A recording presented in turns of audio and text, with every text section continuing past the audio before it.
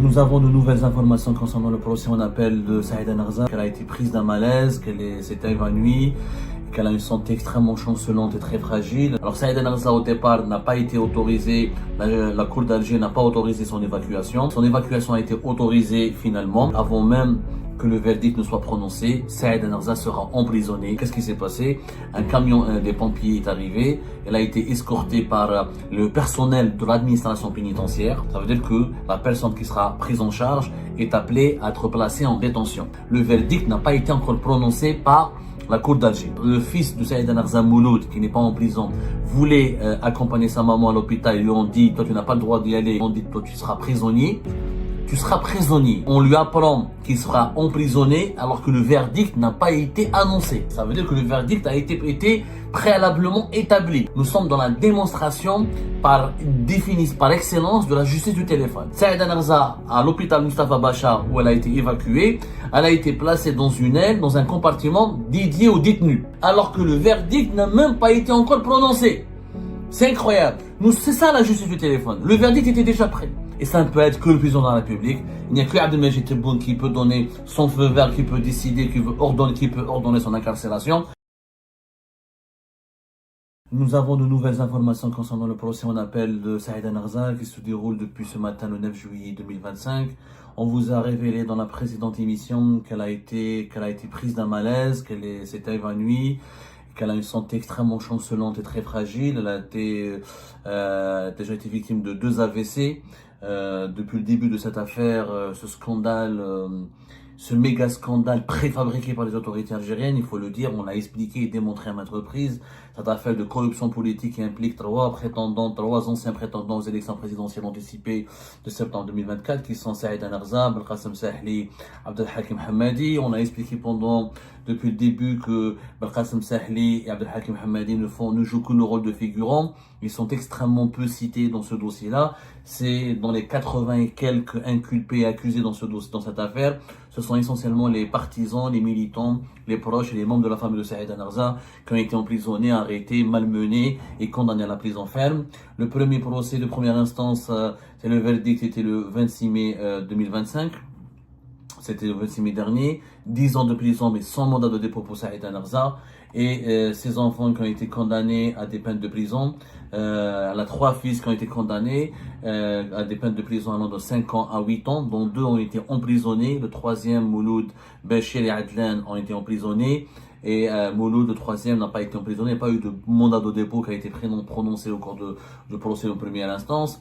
Les autres sont des élus locaux, des membres de l'organisation patronale, la Confédération Générale des Entreprises Algériennes, qui a été dirigée par Saïda Narza de 2016 à 2016 jusqu'à début 2025. Et donc, ce sont des élus qui ont été soumis à des interrogatoires très musclés, voire des actes de torture, de la violence et du chantage et des pressions, pour avouer avoir touché des pots de vin de 20 000 à 30 000 dinars, c'est-à-dire 140 à 200 euros, afin de parrainer la candidature de Saïda Narza. Ces témoignages ont été faux, il n'y a pas de preuves matérielles. Les avocats et la défense, lors du procès en première instance, ont démontrer que ces aveux sont vides, il n'y a pas la moindre preuve matérielle, que des témoignages collectés dans des circonstances très scandaleuses, à savoir ceux des aveux arrachés sur la menace, sur l'intimidation, le chantage, voire la violence et la torture. Aujourd'hui, c'était le procès en appel et nous venons de confirmer maintenant qu'avant même le verdict a été suspendu. Alors Saïda Narza au départ n'a pas été autorisée, la cour d'Alger n'a pas autorisé son évacuation.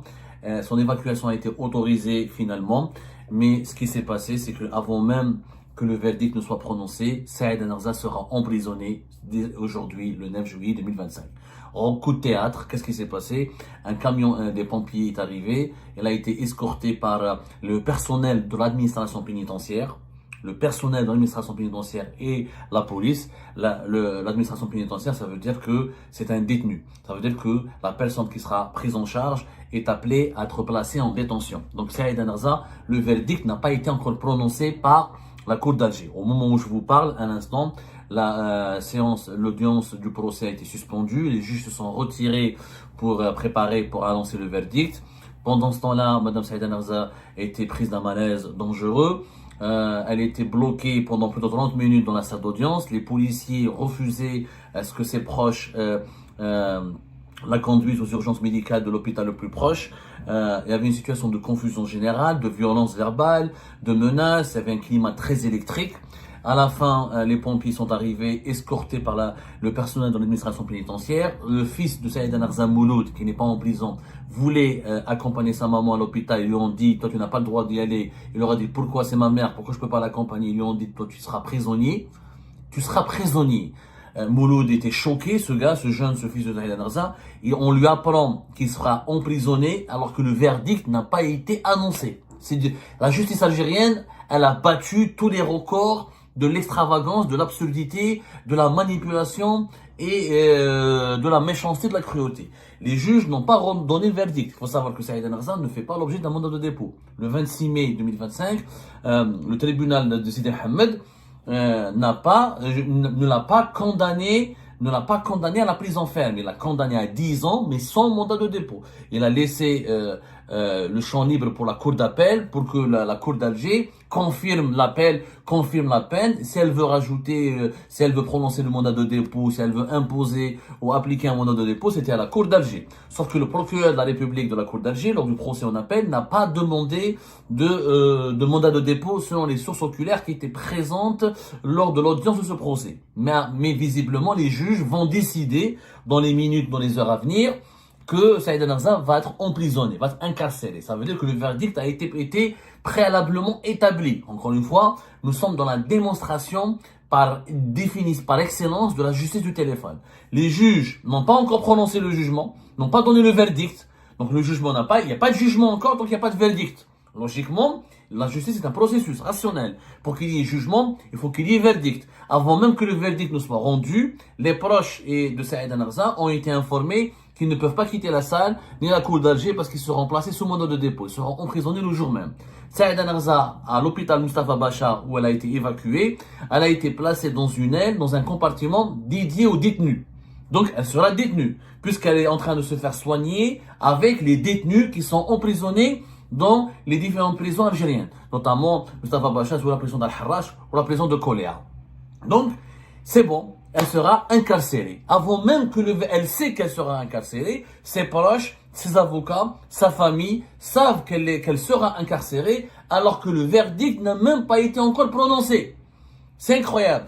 C'est ça la justice du téléphone. Le verdict était déjà prêt. Avant même l'audience, avant même la fin de l'audience du procès, le téléphone a sonné et une instruction a été communiquée au magistrat. Je rappelle que la juge qui dirige ce procès de Saïd Narza, c'est la même qui a dirigé le procès en appel de Boualem Sansal, Madame Naïma, la juge, la magistrate Naïma Dahmani, qui va entrer dans l'histoire pour avoir dirigé les deux procès les plus arbitraires, les plus injustes, les plus cruels, les plus inhumains et les plus, tout simplement, les plus contraires à l'esprit de droit. Naïma Salhi, Naïma Salhi, c'est cela.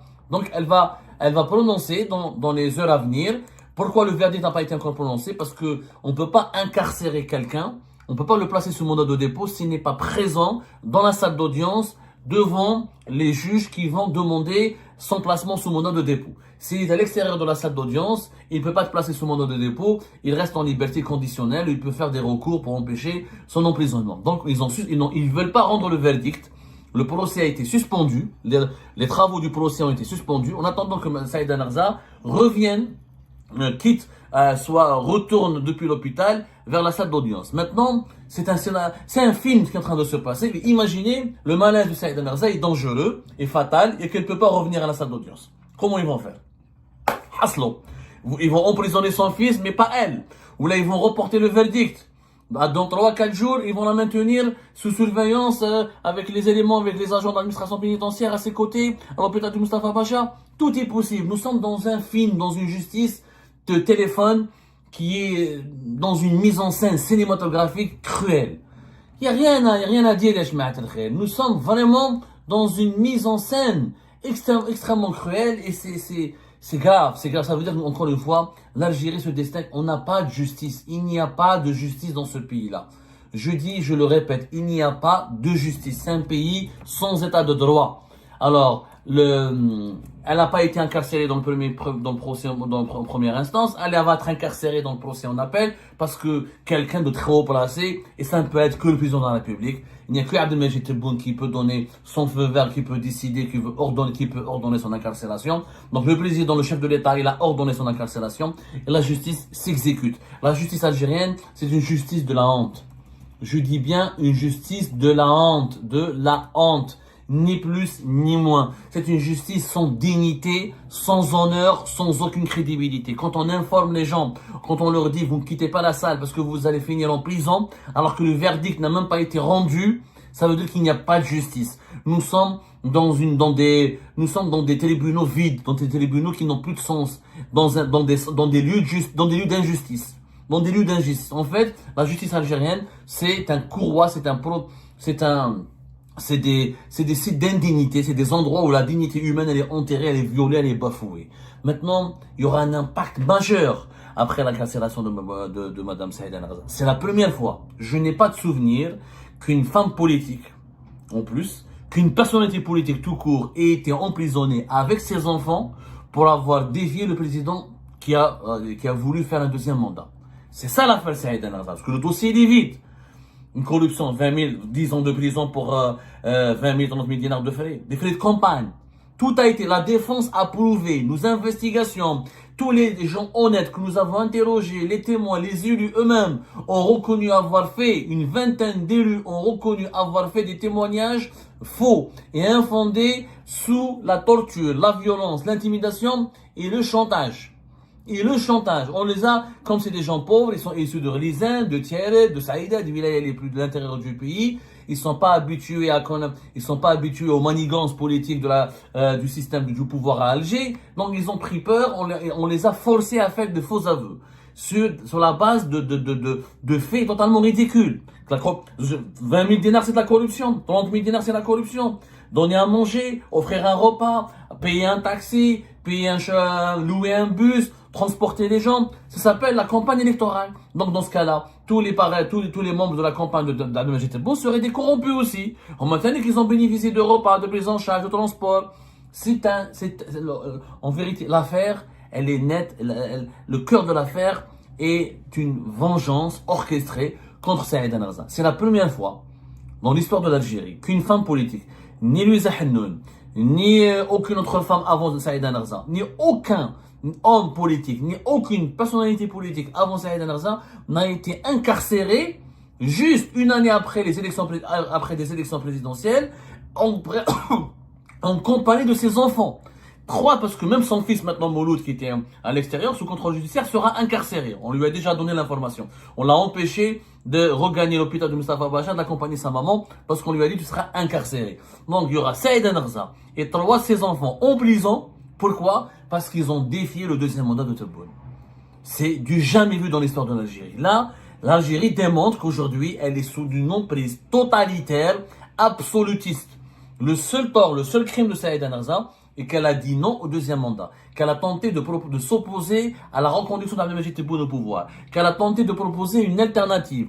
Elle leur a fait peur parce qu'elle pouvait mobiliser les Algériens et les Algériens pour faire barrage au deuxième mandat. C'est son seul tort.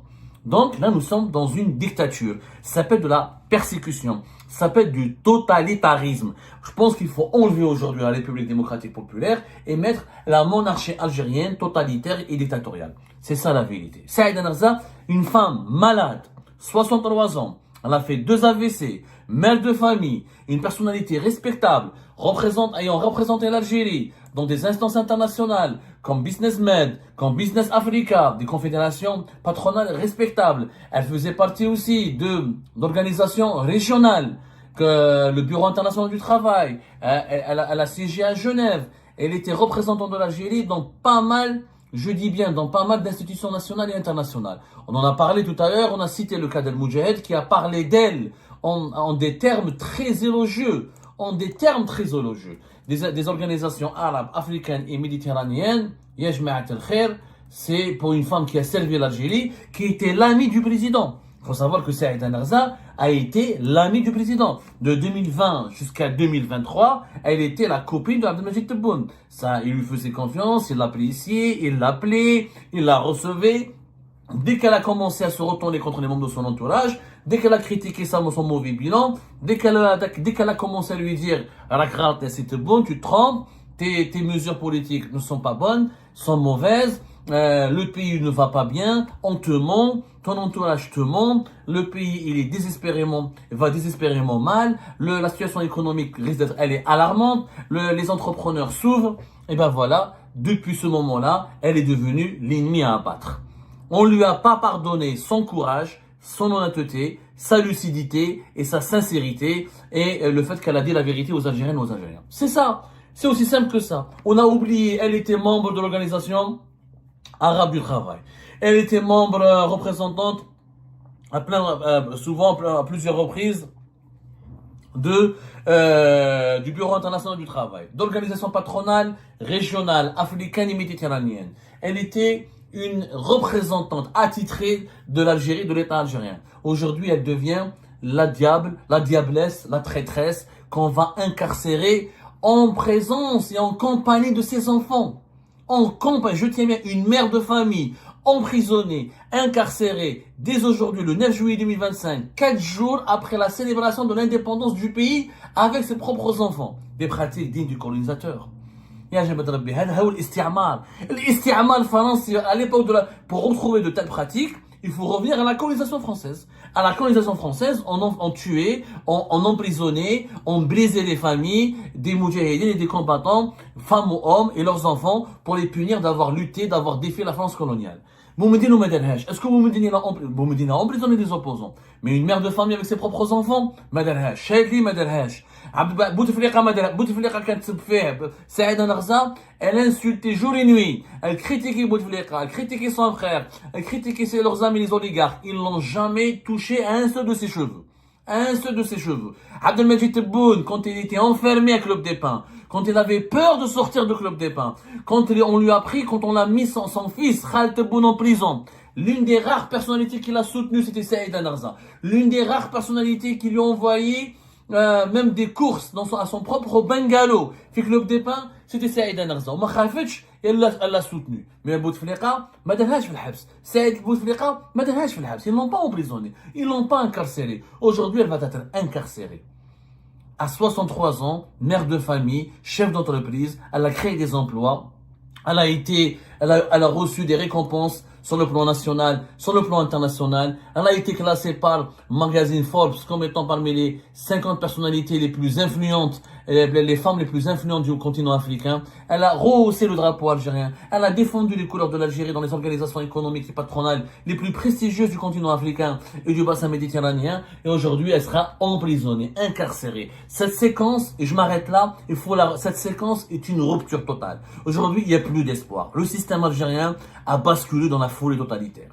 Il n'y a plus de compromis possible avec un tel système. On ne peut pas faire confiance. On ne peut pas lui accorder la moindre confiance. On ne peut pas lui accorder la moindre crédibilité. On ne peut pas cautionner. C'est bon. Il n'y a plus aucune caution possible. Il est parti trop loin, ce système. En quoi Saïda Narza est une menace contre Tebboune et son pouvoir?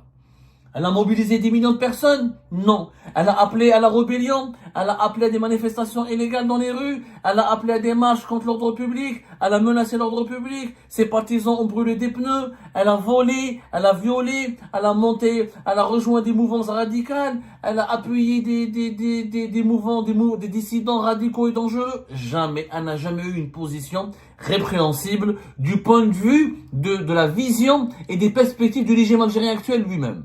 Non, franchement, c'est une hogra. Aujourd'hui, se taire, laisser cette mère de famille mourir sous nos yeux, l'enfermer, l'incarcérer, est une profonde et cruelle injustice. Franchement, l'indifférence face à cette affaire, c'est une lâcheté. C'est une preuve de lâcheté. Je dis bien, ce qui arrive à Saïda Narza, le silence, l'indifférence, baisser les bras, croiser les bras et ne rien dire et faire l'autruche, c'est tout simplement être coupable d'une grande lâcheté, d'une très très grande lâcheté. Et incroyable, nous sommes en 2025, nous avons le verdict, nous savons qu'une personne, une femme et ses enfants seront emprisonnés, incarcérés, alors que le verdict n'a même pas été encore rendu. Nous sommes en 2025. On n'est pas dans un pays enclavé, arriéré du continent africain ou au fin fond du monde océanique. Nous sommes en Algérie, un pays qui est le cœur de la Méditerranée, le pays des 1,5 million de martyrs, le pays qui a enclenché l'une des plus belles révolutions dans l'histoire de l'humanité moderne pour l'indépendance, pour la liberté, la dignité. Et aujourd'hui, regardez qu'est-ce qu'on subit. Un système judiciaire inhumain qui condamne les gens, qui les informe que vous allez partir en prison, que vous serez incarcéré, avant même, je dis bien, avant même que le verdict ne soit rendu. Et ben voilà, c'est la fin de cette vidéo. Je vous remercie toutes et tous, comme d'habitude, pour avoir suivi la vidéo jusqu'à la fin.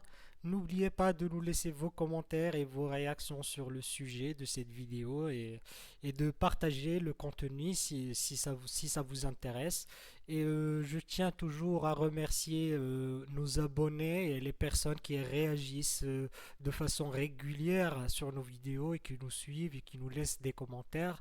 Donc, merci beaucoup pour votre dynamisme et pour votre sens de partage et de discussion.